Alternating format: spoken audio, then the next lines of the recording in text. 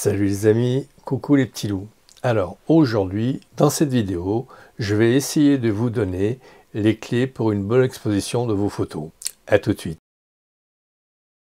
Alors, qu'est-ce qu'une bonne photo? La question est bonne. Quand vous faites voir vos photos, le regard est interpellé par la composition, la qualité de la lumière, mais par contre, il est difficile de dire ce qu'est une bonne photo. Mais ce que vous devez savoir, c'est que pour une bonne photo, le regard est attiré par la composition et la qualité de la lumière. Alors pour la composition, les règles de composition vous aident, la règle des tiers, les lignes force, le champ laissé devant le regard, la diagonale du regard, tout cela, ça contribue à une harmonieuse vision des choses. Gérer la lumière, c'est la comprendre et c'est savoir ajuster l'exposition en conséquence. Temps de pause, ouverture, sensibilité, mais aussi éventuellement corriger ces facteurs en fonction de vos envies. Par exemple, vous avez envie de sous-exposer ou de surexposer un visage pour faire du high-key, par exemple. Vous avez envie de donner un aspect très personnel à vos photos. C'est la prise de vue. Alors, je vais essayer de vous donner les clés de lecture pour comprendre quels résultats vous pouvez tirer d'un sujet, d'une scène, face à une scène, ajuster les réglages principaux de votre appareil pour une bonne exposition et une bonne lumière, corriger le cadrage en fonction des lignes force, du tiers, des diagonales et du champ devant le regard, etc., etc. Affiner éventuellement en post-traitement si on a forcé un peu le trait. Je vais donc essayer de vous donner les clés pour une bonne exposition de vos photos. Et par la même occasion, tordre le cou à certaines idées reçues qui perdurent sur le net. Commençons par le mode manuel. Non, le mode manuel n'est pas le mode où vous pouvez faire ce que vous voulez. Enfin, sauf si vous voulez exposer comme une vieille merde vos photos, bien évidemment. Le mode manuel, c'est un mode qui est réservé aux experts, et encore, parce que il prend beaucoup plus de temps. Alors, ceux qui vous conseillent le mode manuel, quand ils regardent une scène, alors ils savent déjà d'entrée de jeu ce qu'ils vont mettre comme vitesse, diaphragme, sensibilité et quel cadrage ils vont avoir. Alors ça pour le cadrage, oui, mais pour les trois premiers, alors, toute proportion gardée, c'est comme si vous étiez au temps du Far West, vous tombez sur un pistolero qui a le flingue à sa ceinture, juste à portée de main, et quand il relève la main, il remonte avec le flingue.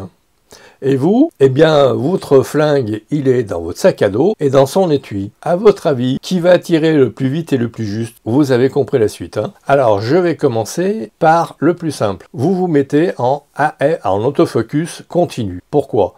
Parce que qui peut le plus, peut le moins. Si par exemple vous vous mettez en mode single, S, vous faites le point sur votre sujet, ça peut être une abeille sur une tige, ça peut être un petit chaton, enfin bon bref, vous voyez le truc. En mode single, vous appuyez et si vous déclenchez 2 secondes après que la fleur a bougé, c'est flou, parce que bien évidemment en macro, les distances de profondeur de champ sont relativement très réduites. Alors, le mode P, mettez-vous en mode P. Attention, le mode P n'est pas un mode tout automatique, un mode vert. Bien au contraire. Je vous donne un exemple. Ma compagne utilisait son D610. J'avais fait des photos avec un 70-200, avec un multiplicateur de focale, 1,4. Et bon, je lui ai passé, puis à un moment donné, elle s'est aperçue qu'elle était sous-exposée. Bon, elle me dit, ah ouais, c'est parce que mon appareil photo c'est pas comme le tien. À l'époque, j'avais un Nikon D750. Je prends son appareil photo, j'essaye de faire une photo, effectivement, j'étais sous-exposé. Et puis, je regarde le bar graphe en bas. Elle était complètement à gauche. Donc, j'ai ouvert ou j'ai tourné la bague pour avoir un diaphragme un peu plus ouvert, et là, au miracle, l'exposition était bonne, parce qu'effectivement, le bar graphe, je l'avais juste au milieu. Le problème, c'est que quand on est accaparé par une scène, on peut parfois oublier certains petits détails qui sont relativement très importants, en l'occurrence. Alors, pourquoi le mode P? Eh bien, tout simplement parce qu'avec le mode P, vous n'avez pas à choisir entre vitesse et diaphragme, vous avez les deux en même temps, c'est fromage et dessert, c'est pas ou. Vous avez un problème, vous voulez avoir une ouverture la plus grande possible. Vous tournez la bague, qui tombe sous le pouce, vous la tournez sur la droite, vous voulez une vitesse plus basse, eh bien c'est pas compliqué, vous faites l'inverse, vous tournez votre bague sur la gauche, diaphragme et vitesse vont réagir en conséquence, ce sont des vases communicants. C'est pas compliqué. Alors, le gros avantage qu'ont le mode A pour aperture, pour ouverture et S pour speed, vitesse, c'est qu'ils peuvent réagir au tiers de valeur. Avec le mode P, effectivement, nous n'avons pas le tiers de valeur, mais les demi-valeurs à notre disposition. Ceci dit, quand vous avez une bonne exposition de suite, alors que le petit copain est en train de batailler pour avoir sa bonne exposition, j'allais dire que les dommages sont relativement bénins. Alors, on oublie le mode manuel, parce que on a beau dire, oui, on fait ce qu'on veut. Non, on fait pas ce qu'on veut.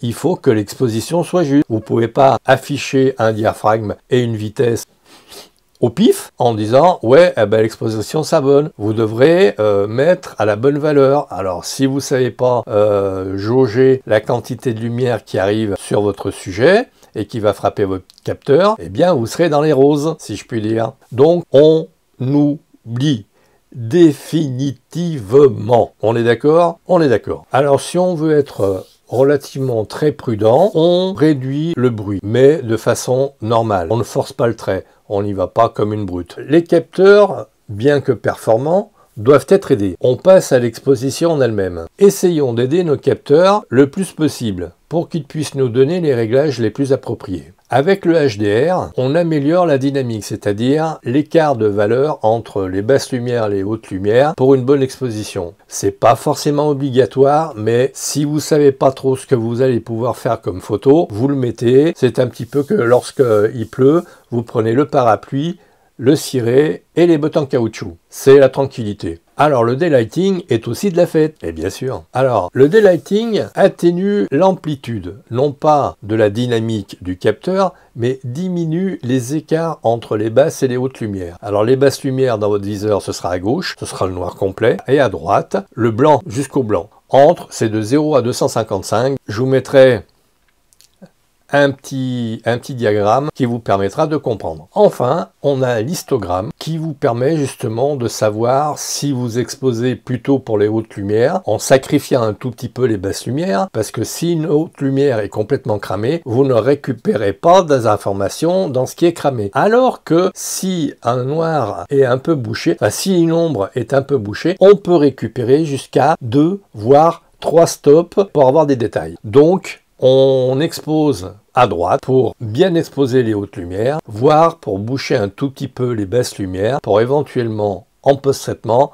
récupérer du détail dans les basses lumières. Je vous mets 2 histogrammes. Le premier est plutôt pour une exposition où il y a des hautes lumières, et le second pour des tons moyens. Comme on peut le voir dans le second, on va dire ça fait une espèce de courbe de Gauss, et les basses lumières et les hautes lumières, on va dire, sont un peu sacrifié au profit des tons moyens. Quand je dis sacrifié, avec Studio NX, on peut récupérer du détail dans les ombres, ce qui nous permettra de bien exposer. Alors, on ira à petite dose, à dose homéopathique, on n'ira pas comme une brute, de façon à avoir une photo bien réfléchie, bien exposée, et non pas caricaturale. Alors, nous avons aussi la possibilité, avec le Z6 II, de faire du HDR sur une seule photo. Je vais privilégier ce mode dans la mesure où effectivement tous les détails seront sur une seule photo et non pas sur plusieurs. Imaginons que quelque part le temps que vous fassiez la première et la 5e photo par exemple, il y a peut-être des détails qui vont disparaître ou qui vont apparaître. On n'a pas à recadrer non plus, le résultat final est sur une seule photo. C'est donc à privilégier de mon point de vue.